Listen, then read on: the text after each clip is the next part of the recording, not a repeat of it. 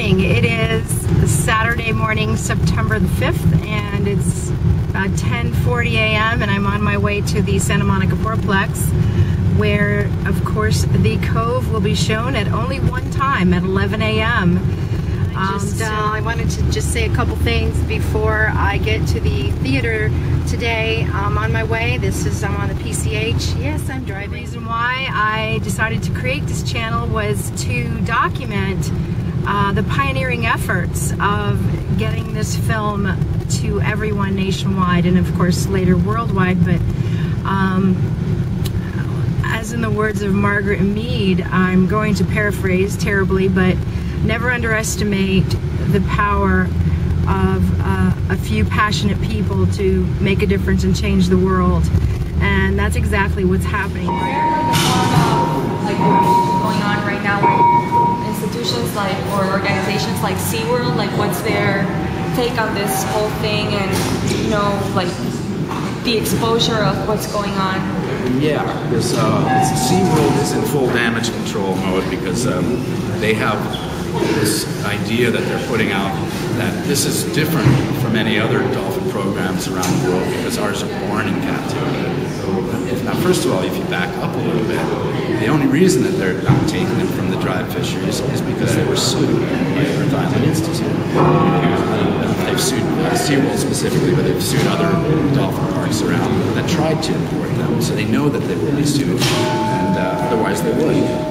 But now they're born in captivity, and there's really high mortality rates. They've been given Valium. They've been, still in horrible conditions. They say we have the best vets, and they're still kept in a state of controlled starvation and doing tricks and stuff. It doesn't matter. And the other part of that is that it spurs all these, encourages all these copycat industries around the world, which is maybe less regulated. So there's a lot of different things. And they say if it's born in captivity, this is okay. But that's also what they said about the slaves being born into slavery. Right. It's a business. They're very clear about that. And all the swim with programs in captivity, multi-billion-dollar business. So they're not behaving like double standard, like on one hand kind of trying to help the cause, and they're completely denying the whole. Neither. The World Association of Zoos and Aquariums has a very formal statement saying that they strongly oppose the dried fisheries, but the Japanese Association of Zoos and Aquariums, which is part of the World Association, is complicit with this. So if they were really had they really opposed it, they would tell JAZA, Japanese Association, they would have them imposed. It violates the code of ethics on every level. So that's where they stand. Is the United Nations aware of it too now? Yeah, everybody's becoming aware of it. Right now they have CITES that's going on. There's different, a lot of government issues. Because, the fact that there's countries that are being subsidized by Japan and being given money, and they're signing up for the WC. The Dominica is, that's a fantastic place. I actually live in Antigua, which does pro whaling right now. You take money, nobody uses the fisheries there. They just did another new one for $55 million. And it's insane. It's killing the fishermen down there. And it's really bad. Dominica, on a positive note, is establishing the first ever Eastern Caribbean whale sanctuary. Which is fantastic. They said no, as a nature island, they thought it was a conflict of interest to actively vote pro whaling and nature island at the same time. So that needs to happen because it's a very powerful voting bloc. Mongolia voting pro whaling, but for the we were at one of these IWC meetings in St. Kitts a few years ago, and I really wish I'd ever should record everything, right? The Mongolian delegate, we asked him about his whale watching program, and he just outright said, we don't know anything or care anything about whales, we're just a poor country and walk them on. Oh my God. Yeah. Comment, I think one of the things that was said in the movie was to really experience these animals in their natural environment. And ironically enough, I actually volunteer on a whale washing boat. Which one? The Christopher at the Harbor Boots Prisons. Which is, we went on that today. Oh, I was there 2 days ago. So, last Monday. Oh, okay. There was there were 9, Captivity.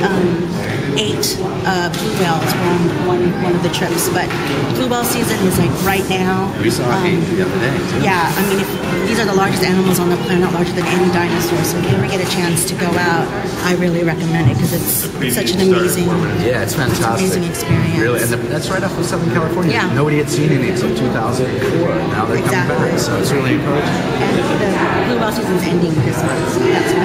Yeah, this month. So go out and see them. Say hi to Captivity. I will. I think it's on vacation, but I like their food. Yeah, cool. That's from the International Whaling Commission. Dave Rostovich, the surfer. Of course, it's kind of like falling out of the place. Something came strongly to me to help the dolphins and maybe transversing back in those quarters is to play the underwater sound of them being slaughtered outside of where they're banging on the things so that other dolphins hear the slaughter before it's going on. Yeah. Has that been proposed or thought? Yeah, and that's been talked about a lot, but that's also a form of, it's anytime you interact with other noise, I think that's more of a band-aid solution. You should actually address the problem. Right. To This thing is to be outside of where they're driving them in, just like people are on sidewalks, so people don't go into a movie theater. You're kind of boycotting that area by warning them what would happen as dolphins are ahead. That has been proposed or yes, thought. Absolutely. But it's you have it on tape already, so I mean. Absolutely. Okay. Yeah, but it's also what they're communicating a lot of times because they are very communicative creatures. Maybe if they hear somebody in distress or another. They try to go to help, possibly. So there's different ways to deal with that. But it's not. Some people were suggesting that you bang on the pipes to warn them to keep them away. Which there's another problem which we don't talk about in the movie is the big drift nets. That of course is a big issue, causes a lot of dolphin deaths. And around the world, what they've started to do is put radar reflectors in the netting, so they can see that there's something there and avoid that, which is a great idea. There's something. It's more right now about getting information out and telling all your friends about it, and not buying a ticket to a captive program.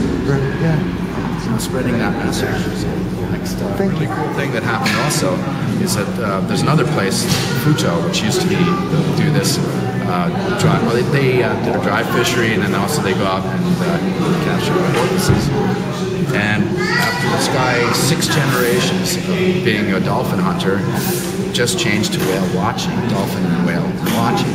And in his lifetime, and you look at countries like Portugal that went from a whaling nation to a whale watching nation in 1 generation.